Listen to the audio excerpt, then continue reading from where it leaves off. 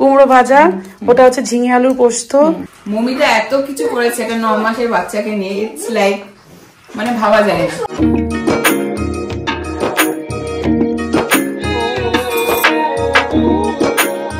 কর্তা মশাই ইলিশ মাছ নিয়ে রেডি সর্ষে ইলিশ করার জন্য। না না, সর্ষে ইলিশ এখন হবে না, এই কাটাকাটির পর্ব চলবে। পাটেল ব্রাদার্স থেকে আজ তো এক গোটা ইলিশ মাছ নিয়ে এসেছে আমাদের বান্ধবী অঙ্কিতাকে স্বাদ দেওয়ার জন্য।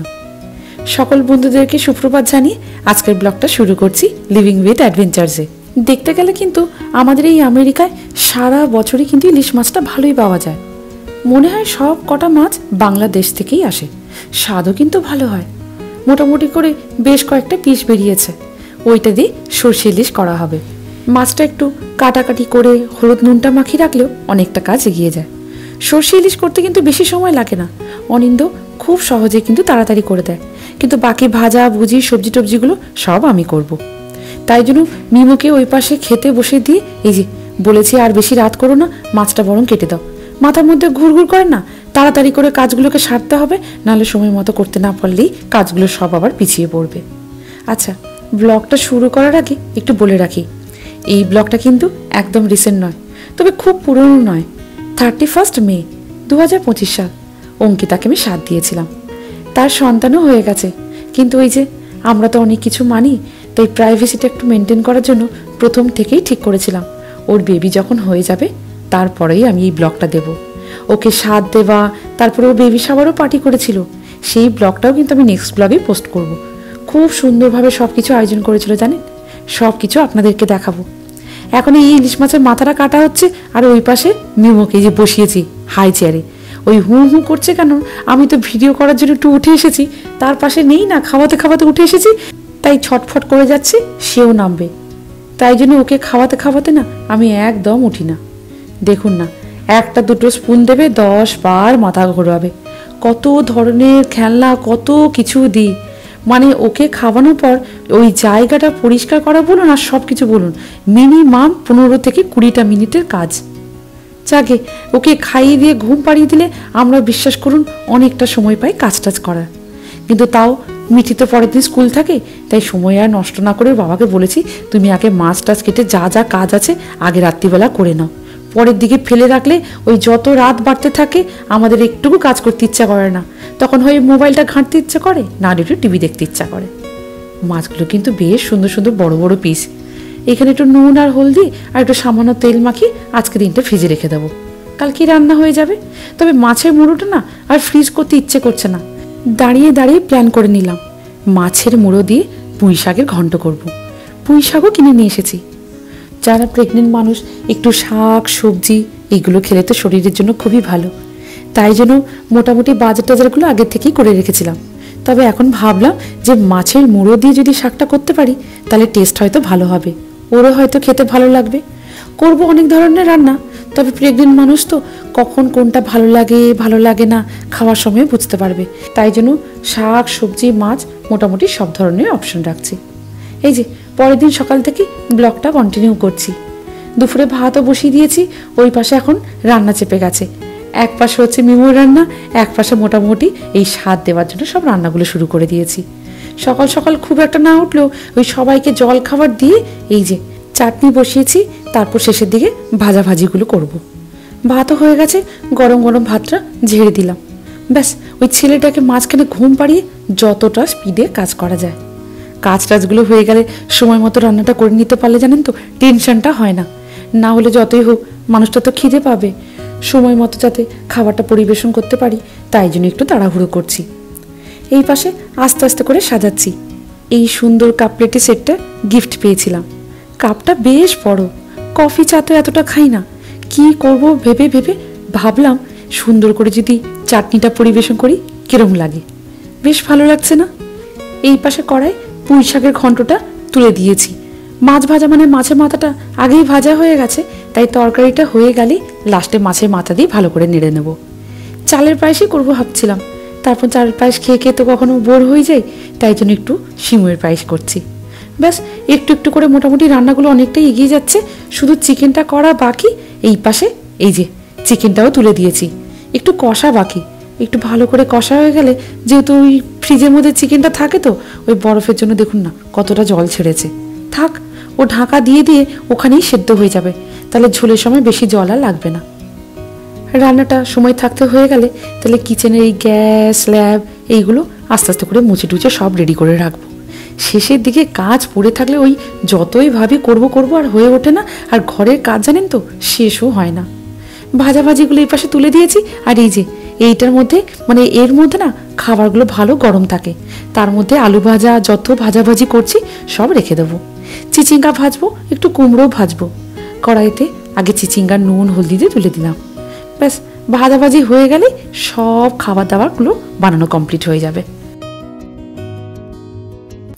সব মোটামুটি রেডি হয়ে গেছে, আর কিছুক্ষণ পরে অঙ্কিতারা চলে আসবে। আমি মোটামুটি করে একটা শাড়ি পরে নিয়েছি, তাড়াতাড়ি করে আর পারি না। আর যে খাবারগুলো করেছি একটু দেখিয়ে দিই, সেটা হচ্ছে যে এই যে ভাত করেছি, আর তার সাথে রয়েছে এইখানটা সব ভাজাগুলো রেখেছি। ভাজাগুলো রেখেছি, পরে আবার খুলবো। এটা আলু ভাজা, এটা চিচিঙ্গা ভাজা। আচ্ছা ঠিক আছে। এখানে করেছি ওই ঝিঙ্গে আলু পোস্ত, আর এটা হচ্ছে ওই মাছের মাথা দিয়ে কি বলো এটা, পুঁই শাকের ঘন্ট। এটা হচ্ছে ডাল, ইলিশ মাছ আর চিকেন কারি। আর মিষ্টিগুলো এখনো সাজাচ্ছি, মিষ্টিগুলো সাজিয়ে এবারে ভাবছি ওর ভাতটা রেডি করে দিই, থালাটা। আচ্ছা ঠিক আছে, ওইখানে গুছিয়ে রাখ। মিঠি ওই গোছাচ্ছে জিনিসগুলো, এই আস্তে আস্তে করে সব রেডি করছি। ছোট্ট ছোট্ট ভাঁড়ে দইগুলো দেখছেন, সব সময় পাই না জানেন। দেখতে পেয়ে এত আনন্দ লাগলো না, সঙ্গে সঙ্গে 4টে ভাঁড় তুলে নিলাম। স্বাদ উপলক্ষে মিষ্টি দইগুলো একটু সাজিয়ে দিতে পারবো, তাই এই পাশে যত মিষ্টি জাতীয় জিনিসগুলো মানে দই, মিষ্টি, পায়েস, চাটনি, এই দিকটা এইভাবে আমি সাজিয়েছি। আর অন্যদিকে ভাত, ভাজা, ডাল, মাছ, মাংস এই দিকটাও সাজিয়ে দিয়েছি, যাতে ও এলে এগুলো সাজাতে বেশি সময় না লাগে। তাই জন্য মোটামুটি আমি রেডি করে নিয়েছি। টেলিফোন করেছিল, বললো মমিতা আর 10 মিনিটই ঢুকছি। যাকে সব মোটামুটি রেডি হয়ে গেছে, ও এলেই আমি খাবারটা পরিবেশন করে দিতে পারবো। বলে বাড়িতে কি আসছে? হ্যাঁ, আঙ্কেল আন্টিরা আসছে। মিমো পড়েছে আজকের একটা হলুদ জামা, কি সুন্দর, খুব সুন্দর লাগছে। আর মিঠি বলছে দেখি, আমি ওদের জন্য ওয়েট করছি, প্রায় 3টে বেজে গেছে, কারণ অনেকটা দূরে থাকে তো, তাই আস্তে আস্তে করেই আসছে। আমি বললাম যে তাড়াহুড়ো দরকার নেই, তোমরা আস্তে আস্তে এসো। তাই মিঠিকে খাবার দিয়ে দিয়েছে, অরূপদা বললো ওকে খাবার দিয়ে দিও। আর ওদের আসার অপেক্ষা আছে। আমি না খাবারগুলো রেডি করে রেখেছি, এলেই হচ্ছে যে খাবারগুলো দিয়ে দেবো।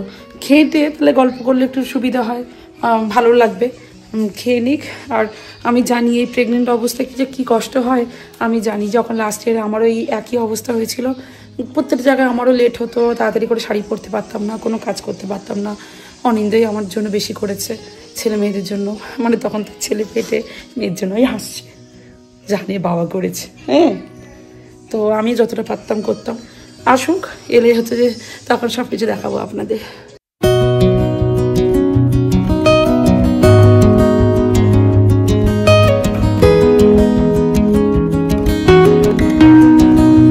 কি সুন্দর সাজিয়েছো তুমি, এটা ফ্রুটস, মিষ্টি।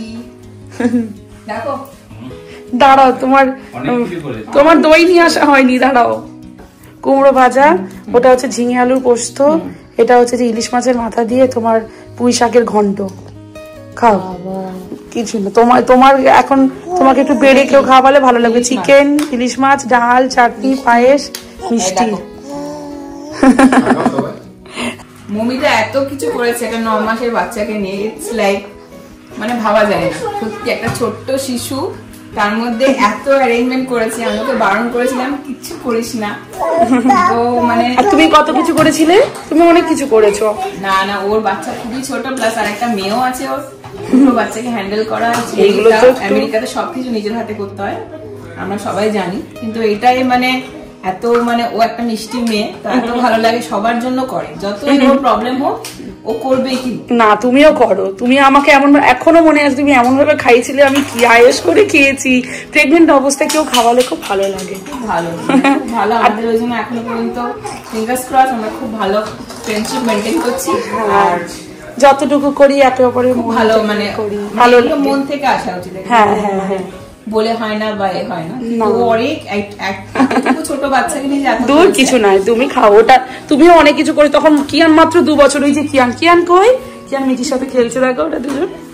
তো তুমি 2 বছরে কম করেছো, আমার শ্বশুর শাশুড়ি ছিল কত লোকের জন্য করেছে, আমি তো আর কারোর জন্য করতেই পারলাম না। না না অনেক করেছে, থ্যাংক ইউ মমিতা, একদম একদম ভালোবাসা। ওরে বাবা, thank you thank you thank you. আর তোমাকেও খুব সুন্দর লাগছে প্রেগনেন্ট অবস্থায়, কিন্তু তোমাকে একটু বেশি সুন্দর লাগছে।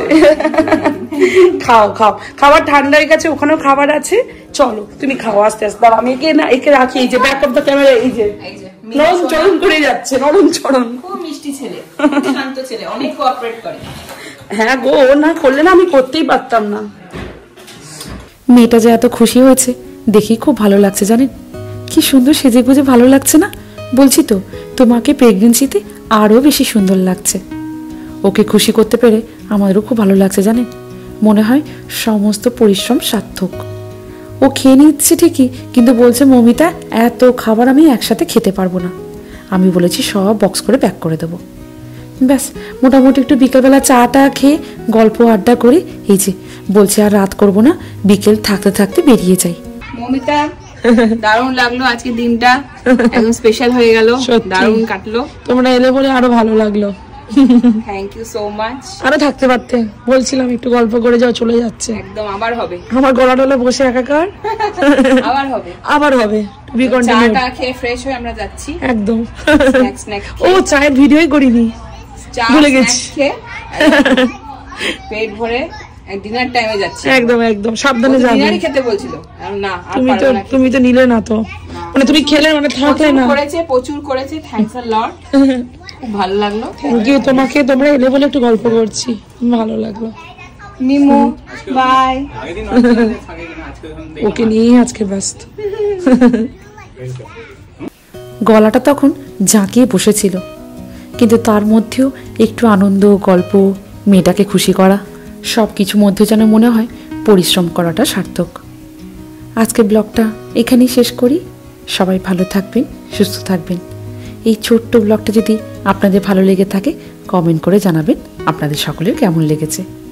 পারলে একটা লাইক করে দেবেন। যেতে যেতে নাই নাই করে 40টা মিনিট লেগে যাবে, তাই আর দেরি না করে ওরা বেরিয়ে পড়ল। এই পাশে সবাই মোটামুটি আমরা জামা কাপড় টাপড়গুলো ছেড়ে নিয়েছি। দেখুন না ঘাসে বসে এরা দুজন এখন খেলবে। ছেলেটাকে তো ছাড়তে পারি না, ওই দেখুন তার এখন কোলে নয়, সে শুধু নামবে আর ঘাসের মধ্যে হামাগুড়ি দেবে।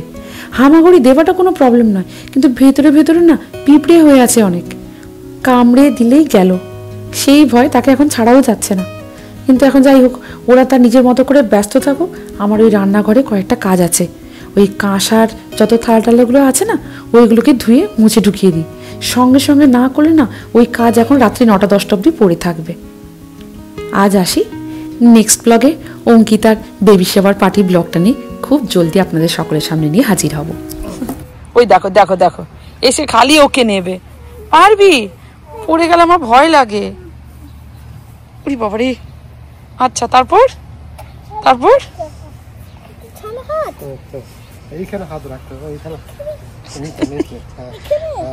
কি বুঝতে পারছে কিছু একটা গন্ডগোল হতে চলেছে।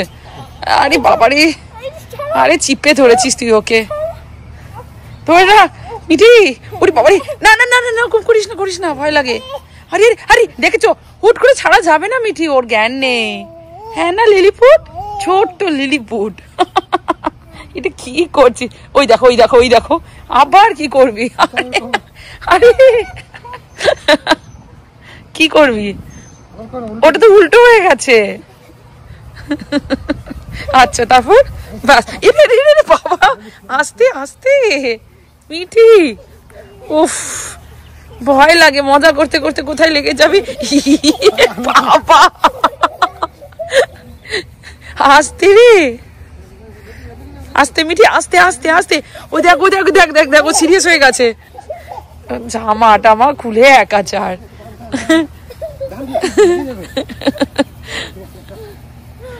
উফ কি গো, কি ভালো লাগছে?